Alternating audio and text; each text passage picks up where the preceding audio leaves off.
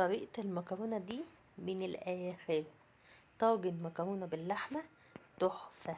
طريقته سهلة وبسيطة، مش بتاخد منك أي توقيت. تعالي نبتدي، بس قبل ما نبتدي تعالي نصلي على سيدنا محمد ونقول بسم الله. حلة على النار هتنزلي فيها بحبة ملح، حبة زيت، وهتحطي فيها المكرونة المناسبة بتاعتك، أي شكل متاح.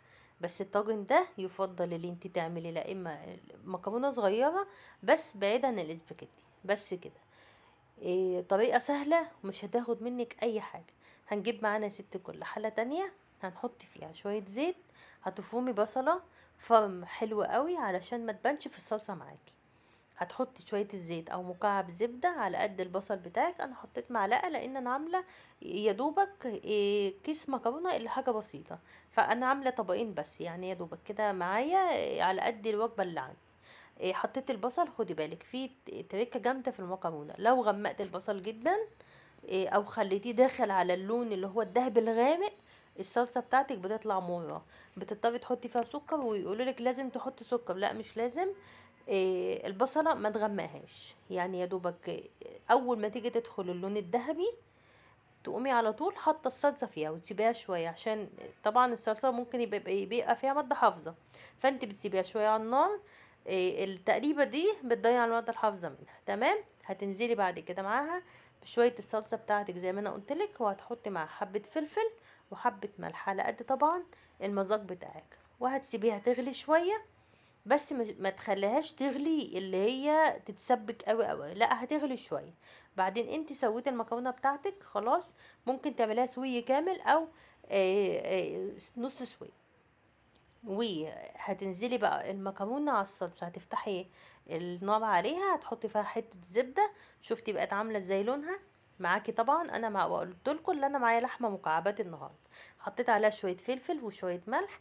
جبت الطاجنين بتوعي الحلوين اللي انتوا شايفينهم دول. انا عايزه اقول لكم الاكل في الطاجن حاجه تانية بجد. هتحطي نص مكرونه، وطبعا اللحمه عملتها بشويه فلفل وملح انا قلت لكم قبل كده. وهتبتدي ترصي اللحمه فيها بطريقه بسيطه كده زي ما انا عامله. طبعا كميه اللحمه اللي انت حباه حطيه، مفيش مشكله. ممكن بدل اللحمه القطع ممكن تحطي لحمه مفرومه. وبعدين هنزل بالطبقه التانية بتاعتي من المكرونه وفي الطاجن ده والطاجن ده. وبعدين هجيب بقيه اللحمه بتاعتي هحطها برضو على الوش. وانتي بتحطي الطاجن اظبطيه بس كده.